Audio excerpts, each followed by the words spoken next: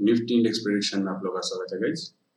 Guys कल के दिन पे मैंने आपको 250 के पॉइंट दिया था कि 250 के नीचे जब ये कंफर्म ब्रेकडाउन हो जाएंगे तभी शॉर्टिंग अपॉर्चुनिटी लेना है।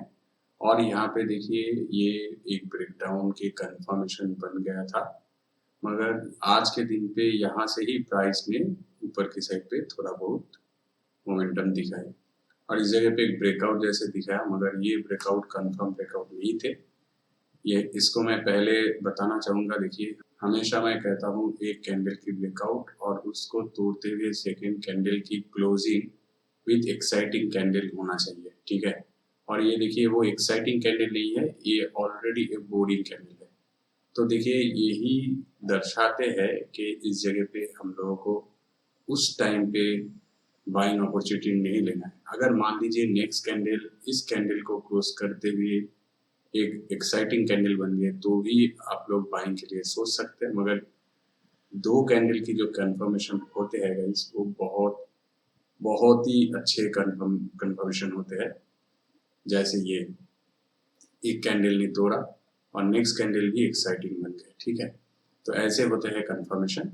तो देखिए इस जगह पे आप अगर सही से देखते हैं तो ये नीचे नीचे नीचे चलते हुए कुछ लोगों को ऐसे लगेगा कि ये इधर ब्रेकआउट एंड रिट्रेसमेंट देन ऊपर के साइड पे चलना शुरू, तो ऐसे ट्रेड अपॉर्चुनिटी लेना चाहिए गाइस। मगर आपको इसके ऊपर ऐसी ट्रेंड लाइन भी देखना होगा कि डबल ब्रेकआउट के कंफर्मेशन हमेशा लेना चाहिए। डबल मतलब देखिए दो कैंडल की नहीं बोल रहा हूँ गाइस, एक कैंडल की कंफर्म, एक पहली बार ब्रेकआउट एंड सेकेंड बार उस ब्रेकआउट के ऊपर रिट्रेसमेंट बना के ब्रेकआउट, ऐसे कुछ कंफर्मेशन होते हैं। यहाँ पे एक भी एक्साइटिंग कैंडल की ब्रेकआउट बन जाते हैं तो उसके लिए दो कैंडल की कंफर्मेशन की जरूरत कभी भी नहीं बनते हैं गाइस। तो इस जगह पे बाइंग अपॉर्चुनिटी तब बनते हैं अगर इस ट्रेंड लाइन की ब्रेकआउट दे देता था गाइस, मगर वो नहीं हुआ, प्राइस नीचे आ चुके हैं और यहाँ पे आके आज के दिन पे क्लोजिंग दे दिया। अभी हम लोग डिसाइड करेंगे, इसको हटाता हूँ गाइस। अभी हम लोग देखेंगे कि यहाँ पे प्राइस क्यों ऊपर के साइड चले गए गाइस। इसके लिए आपको पता है कि फिबोनाची रिट्रेसमेंट मैं लगाऊंगा। तो गाइस ये फिबोनाची रिट्रेसमेंट मैं यहाँ पे लगा देता हूँ। तो यहाँ पे क्या दिख रहा है गाइस, देखिए ये 0.382 के रिट्रेसमेंट की लेवल्स है। कल के दिन पे भी इस जगह पे आके रिट्रेसमेंट लेके ऊपर, आज के दिन पे भी रिट्रेसमेंट ऊपर और लास्ट के इन पे भी एक बार रिट्रेसमेंट दिख रहा है। तो कितने बार रिट्रेसमेंट दिख रहा है गाइस, 1 2 3 और अभी ये फोर्थ टाइम आएंगे।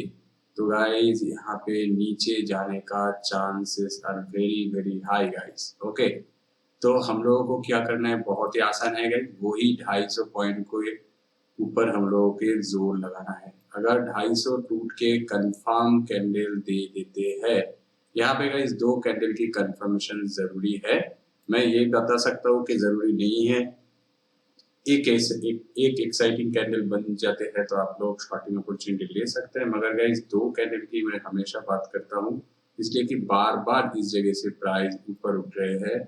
इसी की वजह से गाइस अगर मार्केट में उछाल आना है तो यहाँ से उछाल आ सकते हैं, या तो अगर फॉल आएंगे तो आपको सेम टारगेट दिया जाता है 17,100 फॉर द शॉर्टिंग अपॉर्चुनिटी। इसके ऊपर अगर टारगेट आपको मिलते हैं तो गाइस ये लेवल को तोड़ना पड़ेगा। 17,100 से लेके 17,000 के लेवल के बीच में कुछ भी शॉर्टिंग अपॉर्चुनिटी नहीं ढूंढना है।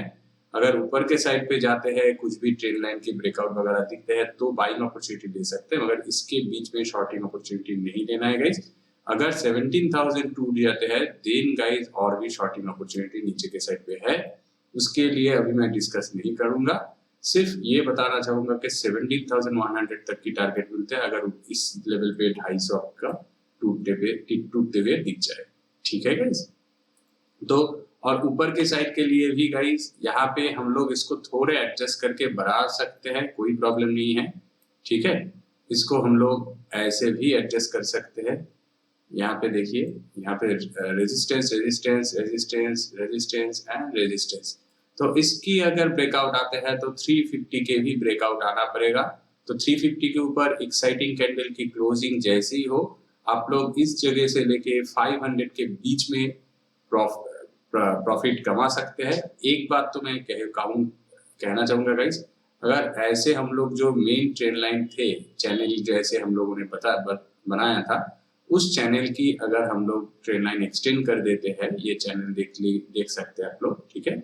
तो इस एक्सटेंशन से क्या होगा, तो देखिए यहाँ पे आप लोगों को 500 की टारगेट इतना नहीं मिलते हैं, इसलिए कि गाइस 500 तक ये आ सकते हैं, मगर इस चैनल की ब्रेकआउट जरूरी है। यहाँ पे भी देखिए रेजिस्टेंस एंड नीचे के साइड पे प्राइस आ रहे हैं, मगर यहाँ पे नियर बाई प्राइस नहीं आया। ओके, तो ऐसे हो सकते हैं ऊपर के साइड पे एक उछाल हम लोगों को दिख जाए, मगर 420 या 30 तक हम लोगों को टारगेट मिल सकते हैं गाइस। तो इससे बेहतर होगा गाइस 400 के आप लोग सोच सकते हैं, आसान होंगे अगर इस जगह पे ब्रेकआउट आपको दिखते हैं, मगर ये बहुत छोटी टारगेट होगा। बेहतर होगा गाइस, देखिए कुछ दिन ट्रेड अपॉर्चुनिटी छोड़ देना बहुत बेहतरीन डिसीजन होते हैं। ओके, फिलहाल तो इस जगह पे जैसे हम लोगों ने बताया था, देखिए यहाँ पे एक ट्रेंड लाइन जैसे होते हैं, इसके ब्रेकआउट के डबल ब्रेकआउट के कंफर्मेशन है। मैं थोड़ा बड़ा करके दिखाता हूँ कैसे ट्रेड अपॉर्चुनिटी आपको लेना चाहिए, उसके ऊपर मैं बात करता हूँ। देखिए एक कैंडल की यहाँ पे हम लोग एक ट्रेंड लाइन ड्रॉ कर सकते हैं। ये मान के चल सकते हैं कि यहाँ पे ब्रेकआउट हुआ, नेक्स्ट टाइम रिट्रेसमेंट हुआ, और उसके बाद और एक ब्रेकआउट है गाइस, ठीक है, ये है ब्रेकआउट। तो इस जगह पे अगर हम लोग बाइंग अपॉर्चुनिटी ढूंढते, मगर हम लोगों का टारगेट 350 होते, तो ये छोटी छोटी टारगेट आपको लगाना पड़ेगा। देखिए मार्केट तो छोटा रेंज पे दौड़ रहा है, तो इसमें आपको बड़ी टारगेट नहीं मिलेंगे, है क्या नहीं। तो सिर्फ नीचे के साइड पे 250 पॉइंट टूटने से इतना बड़ा टारगेट भी नहीं है, मगर आपके लिए श्योर शॉट टारगेट हो जाएगा। सेम एज 350 टूटने से आपको 450 के टारगेट तो मिल सकते हैं गाइस, 500 के टारगेट भी मिल सकते हैं, मगर 500 बहुत दूर है। 450 के टारगेट तक आप लोग सोच सकते हैं, मगर गाइस 450 तक मैक्सिमम जा सकते हैं। तो इसके बीच में आपको सिर्फ 100 पॉइंट है। अगर आप 50 से 60 पॉइंट्स में सेटिस्फाइड हो, तो then go for buying opportunity for sure guys.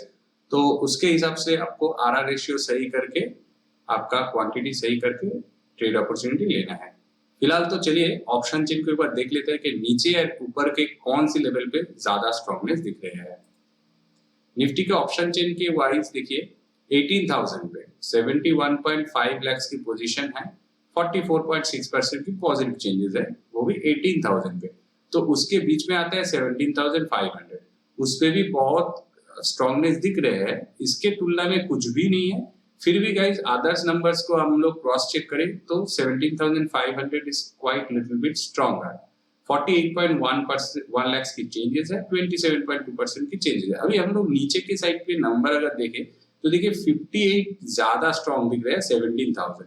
तो इसके मतलब क्या है, अगर हम लोग 17,500 के से 17,000 को कंपेयर करें तो 17,000 पे ज्यादा स्ट्रॉन्गनेस दिख रहे हैं गाइस। तो ये है वो 17,000 के लेवल। तो मार्केट इतना नीचे नहीं आएंगे, मे भी आ सकते हैं 17,100 तक, और 17,500 को ये मे भी टच कर जाए या इसको क्रॉस कर जाए। इसलिए कि गाइस वाई, देखिए ये जो एरिया है, ये एरिया इस एरिया से ऊपर की साइड पे है गाइस, और मार्केट कोशिश कर रहे हैं एक्यूमुलेशन के लिए, नीचे जाने के लिए, मगर बायर्स बार बार इसको रोक रहे हैं गाइस। इसीलिए ये ऐसे काम हो सकते हैं कि नीचे आ जाए और यहाँ पे बायर्स की जो ताकत है वो ताकत इसमें ऐड हो जाए, ठीक है, और मार्केट ऊपर चली जाए। तो दैट्स व्हाई गाइस मार्केट पे 17,000 ज्यादा स्ट्रॉन्गनेस है rather than 17,500। ओके, और बायर्स के लिए guys 17,800 is more stronger than 17,500 और 17,000। तो ये एक बार नीचे डिप्स लगा भी सकते हैं, ये कुछ लोगों को लगते हैं, मगर 18,000 को अभी नेक्स्ट एक्सपायरी तक नहीं छुएंगे गाइस, ठीक है। तो that's why 18,000 is very very strong. Okay, और नीचे के साइड पे उतना खास कुछ नहीं है। 17,100 के बीच के टारगेट आपको मिलते हैं 70,000 के ऊपर 17,100 तक, ठीक है। और इस जगह पे गाइस आपको मेरा सुझाव है, देखिए 500 टूट जाए then go for big opportunity. आपको 17,800 850 तक की टारगेट मिल सकते हैं, एक दिन पे नहीं गाइस। अभी चल रहा है लगभग 300 पे, वहां से लेके 800 500 पॉइंट्स की जगह बहुत एक ही दिन में निफ्टी उतना नहीं दौड़ेंगे, दौड़ना भी नहीं चाहिए गाइस। फिर भी अगर दौड़ते भी है तो मैक्स टू मैक्स 500 टूटते हैं तो गाइस 600-700 तक आप लोग सोच सकते हैं, 200 पॉइंट की जगह आपके पास मिल जाएंगे, ठीक है। और एक्सपायरी के हिसाब से guys 18,000 is very very strong right now, और इधर पे guys 17,000 is also very strong option trader के लिए, ठीक है। तो गाइस आपके पास सब कुछ क्लियर हो चुके हैं। तो निफ्टी इंडेक्स प्रेडिक्शन में आज के लिए इतना ही। वीडियो को अगर अच्छा लगा तो लाइक कर दीजिए, चैनल पर नए हो तो सब्सक्राइब कर दीजिए। Thanks for watching, see you in the next session.